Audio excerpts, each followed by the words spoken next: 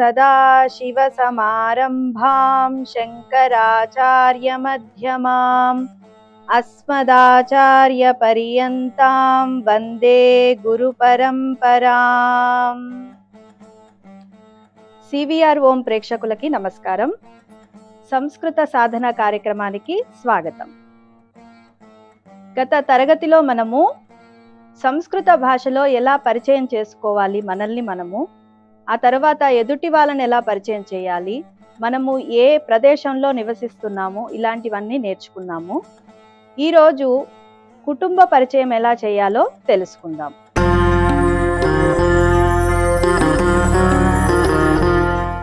అద్య వయం పరివారస్య పరిచయం కథం కుర్మః ఇతి జ్ఞాస్యామః. ఎవరైనా మన ఇంటికి వచ్చినప్పుడు మన పరివారాన్ని ఎలా పరిచయం చేయాలనేది ఈరోజు తెలుసుకుందాం. సంస్కృత భాషలో పరిచయం అనేది చాలా కొత్తగా ఉంటుంది, కానీ ఆ పదాలన్నీ మనకు తెలిసినవే. అవి ఇప్పుడు చూద్దాం. ఏషః మమ పరివారః. ఏషః మమ పరివారః. ఇది మమ అంటే నా యొక్క కుటుంబము. కుటుంబం అన్నప్పుడు అందరూ కలిసి ఉంటారు. తల్లి, తండ్రులు, అన్న, చెల్లెళ్ళు అందరూ ఉంటారు. వాళ్ళ పరిచయం ఎలా చేస్తారో చూద్దాం.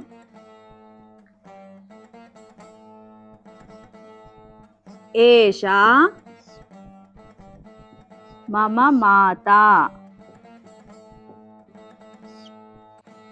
మాత, మాత అంటే తెలిసిందే కదా, అమ్మ. ఏషా మమ మాత. ఏషా అంటే ఈవిడ. ఈవిడ మాకు అమ్మ. తర్వాత ఏషః మమ పిత. మీకు అర్థమయ్యే ఉంటుంది, పిత అంటే తండ్రి. ఇక్కడ ఏషా అనేది మాతా స్త్రీలింగం కాబట్టి ఏషా అని దీర్ఘం వస్తుంది.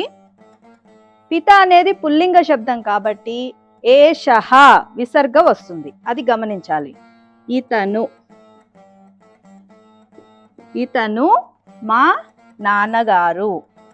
మాత అమ్మ, పిత నాన్న, పరివారః కుటుంబం.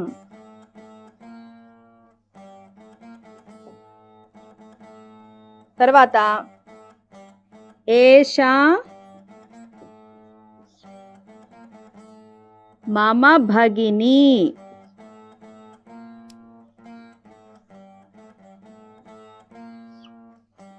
ఏషా మమ భగిని.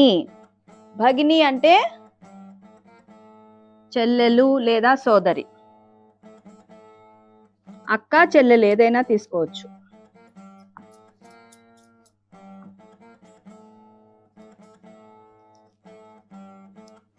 సోదరి శబ్దం కూడా సంస్కృతమే. సహా ఉదరి సోదరి. తనతో పాటు పుట్టిన తోబుట్టువు అంటారు కదా, దాన్నే సోదరి అంటారు. అది అక్క కావచ్చు, చెల్లెలు కావచ్చు. తర్వాత భ్రాత. భ్రాత అంటే అన్నయ్య. ఈ భ్రాత శబ్దము పుల్లింగం కాబట్టి ఏషా అనకూడదు. ఏషః మమ భ్రాత. ఏషః మమ భ్రాత. భగిని అంటే సోదరి, భ్రాత అంటే సోదరుడు.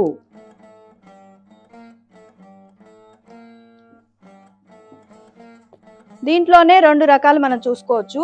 ఇప్పుడు భగిని అంటే సోదరి అని చెప్పాం కదా, మరి తను చెల్లెలు అయిందనుకో, అక్క అయిందనుకో, సంస్కృతంలో ఏమంటారు? చెల్లెలైతే అనుజ. అనుజ.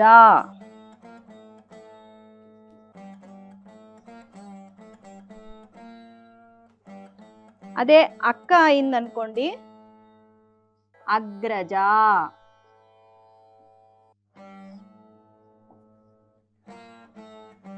ఈ రెండు స్త్రీలింగ శబ్దాలు కాబట్టి ఇక్కడ దీర్ఘము దీర్ఘము వచ్చింది.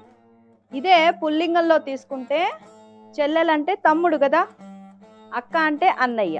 సేమ్ ఇదే విసర్గ వస్తుంది. అనుజహ అంటే తమ్ముడు. ఇది అగ్రజహ అంటే అన్నయ్య.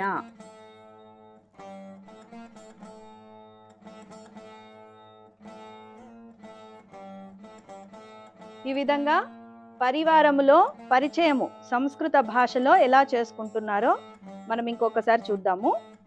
ఏషః మమ పరివారః, ఇది నా కుటుంబము. ఏషా మమ మాత, ఈవిడ మా అమ్మగారు.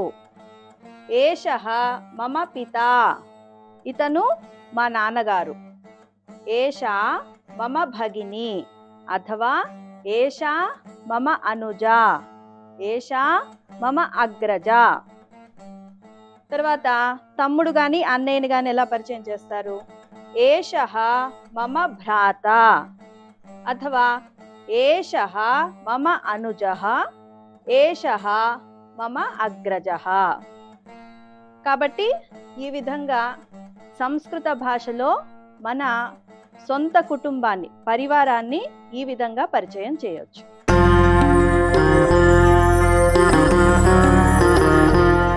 కార్యక్రమంలో రెండవ భాగమైన నిత్య ఉపయోగి వస్తువుని అంటే కొత్త పదాల పరిచయాలు సంస్కృతంలో మనం ఇప్పుడు తెలుసుకుందాం. శయ్యా,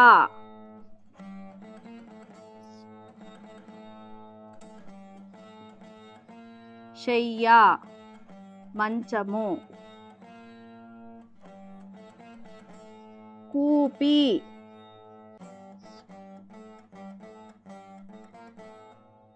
కూపి.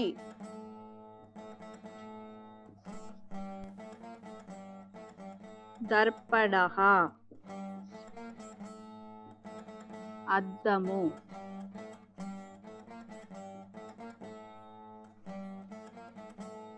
కర్తరి,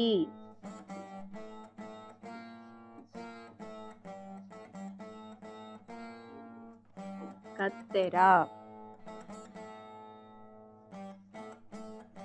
ఛత్రం, గొడుగు.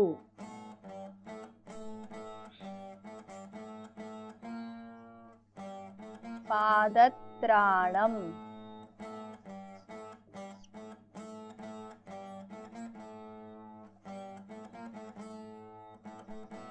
పాదరక్షలు, చెప్పులు.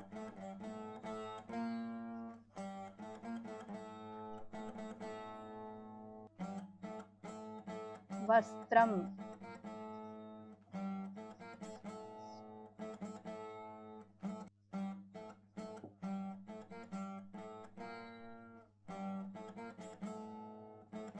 కరవస్త్రం,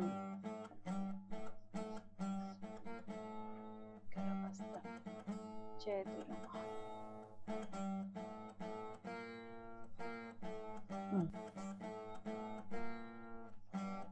వ్యజనం, పంక.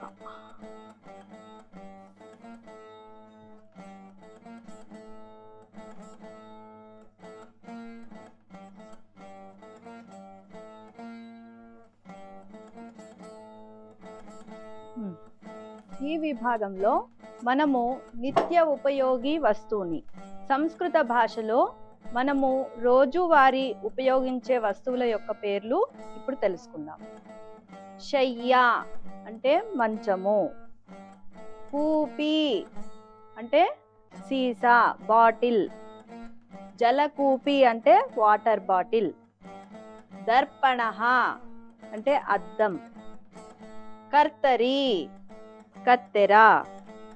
ఛత్రం గొడుగు. పాదత్రాణం త్రాణం. త్రాణం అంటే రక్షించేవి. పాదాలను రక్షించేవి అంటే ఏంటివి? చెప్పులు, పాదరక్షలను కూడా అంటారు. తర్వాత వస్త్రం. వస్త్రం అంటే బట్టలు, అంటే వస్త్రాణి బహువచనం పెడితే బట్టలు.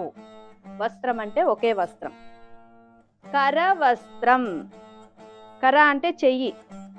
చేతిలో ఉండే వస్త్రం ఏంటి? కర్చిఫ్ అంటే చేతి రుమాలు. కర వస్త్రం. తర్వాత వ్యజనం.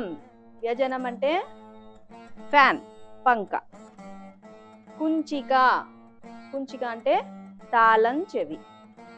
ఈ విధంగా మన నిత్య ఉపయోగి వస్తువులలో రోజువారీ వ్యవహారంలో కూడా ఈ శబ్దాలను ప్రయోగించి మెల్లిమెల్లిగా సంస్కృతం మనము సంభాషణ చేయొచ్చు.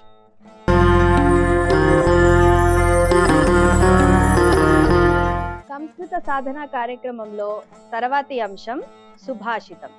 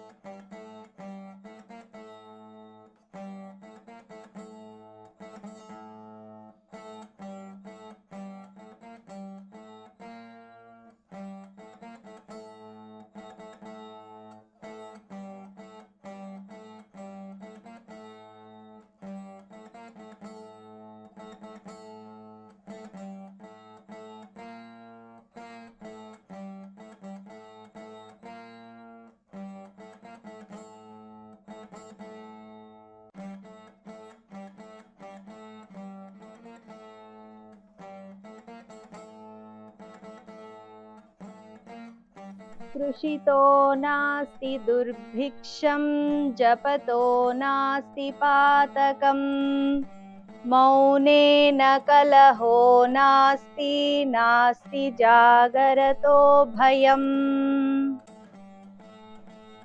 కృషితో నాస్తి దుర్భిక్షం జపతో నాస్తి పాతకం మౌనేన కలహో నాస్తి నాస్తి జాగరతో భయం. అంటే కృషి అంటే మనం చేసే కర్మ. అంటే ఏదైనా ఒక పనిని శ్రద్ధగా చేస్తే దాన్ని కృషి అంటారు. ఏ పనినైనా శ్రద్ధగా చేసినప్పుడు దుర్భిక్షం అనేది ఉండదు, కరువు అనేది ఉండదు. ఏదో ఒక రకంగా మనం చేసే కర్మకి ఫలితం అనేది వస్తుంది. అలానే జపతో నాస్తి పాతకం. జపం చేసే వాళ్ళకి పాపం అనేది ఉండదు.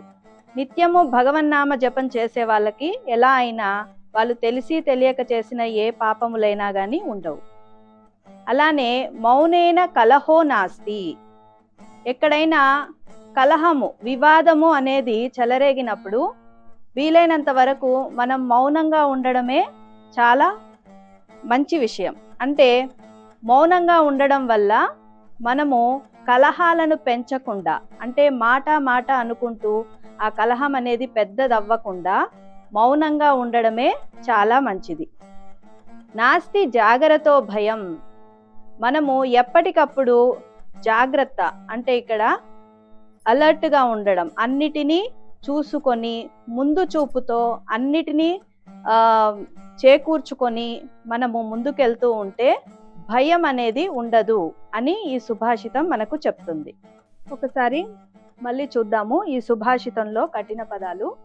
కృషితో నాస్తి దుర్భిక్షం జపతో నాస్తి పాతకం మౌనేన కలహో నాస్తి నాస్తి జాగరతో భయం. కృషి అంటే ఇక్కడ కర్మ, ఏదైనా కర్మ చేయడం, మనం చేసే పని అనేది కృషి అంటారు. కష్టపడి చేయడాన్ని కర్మ లేదా కృషి అంటారు. దుర్భిక్షం. దుర్భిక్షం అంటే కరువు. బాగా కష్టపడి కర్మ చేసే వాళ్ళకి దుర్భిక్షం నా అస్తి, నాస్తి ఉండదు. తర్వాత జపతో నాస్తి పాతకం. పాతకం అంటే పాపము. జపం చేస్తే పాతకము, మనకు తెలిసి తెలియక చేసిన ఏవైనా తప్పు కర్మలు ఉంటే వాటి వల్ల వచ్చే ఫలితాలు అనేవి ఈ జపము వల్ల ఉండదు, నశించిపోతాయి.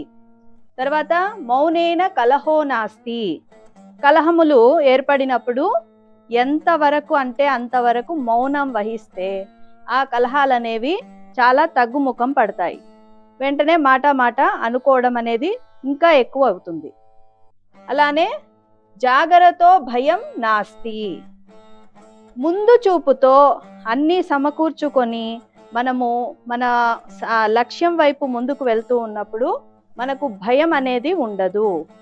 అరకొర సదుపాయాలతో మనము ఏదో సాధించాలని వెళ్తే మనకు మధ్యలో భయము కానీ ఇబ్బందులు కానీ ఏర్పడతాయి. కాబట్టి జాగ్రత్త అంటే అన్నిటినీ చూసుకుంటూ ముందు చూపుతో ముందుకు వెళ్ళడం అని అర్థం. అలాంటి ముందు చూపు ఉన్న వాళ్ళకి భయం అనేది నాస్తి అంటే ఉండదు అని ఈ సుభాషితం చెప్తుంది.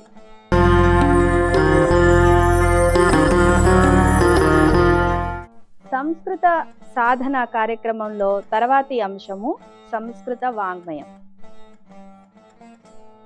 సంస్కృత వాంగ్మయంలో ఈరోజు మనము రామాయణం గురించి తెలుసుకుందాం. మనకందరికీ తెలిసిందే, రామాయణం అనేది మహర్షి వాల్మీకి రచించారు. మహర్షి వాల్మీకి సంస్కృత భాషలో రచించారు. రామాయణం అంటే రాముడు నడిచిన మార్గం. రాముడు పుట్టినప్పటి నుంచి ఆ తరువాత రావణ సంహారం చేసి తిరిగి అయోధ్యకి వెళ్ళి పట్టాభిషక్తుడు అయ్యేంత వరకు ఈ రామాయణం అనేది రచింపబడినది. దీంట్లో 6 కాండలు ఉన్నాయి. బాలకాండ, అయోధ్యకాండ, అరణ్యకాండ, కిష్కింధకాండ, సుందరకాండ, యుద్ధకాండ. ఈ 6 కాండలతో వాల్మీకి మహర్షి రామాయణం సంస్కృతంలో రచించాడు. మనము ఎక్కువగా సూర్యారాధనలో చదివే ఆదిత్య హృదయం అనేది కూడా రామాయణంలో యుద్ధకాండలో ఉంది. రామాయణం అనగానే మనకందరికీ వాల్మీకి రామాయణమే ప్రమాణంగా తీసుకోవాలి.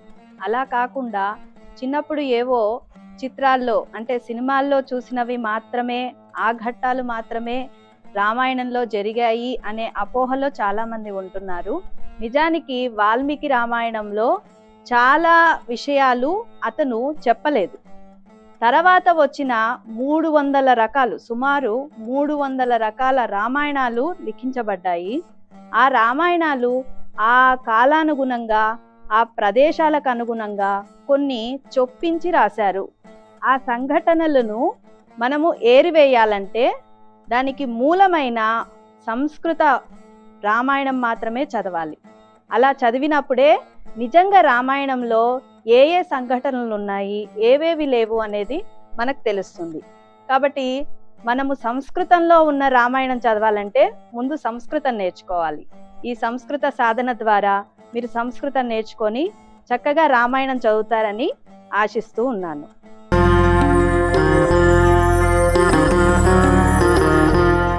గత కక్షలో వేద వాంగ్మయంలో అడిగిన ప్రశ్నకి సమాధానం.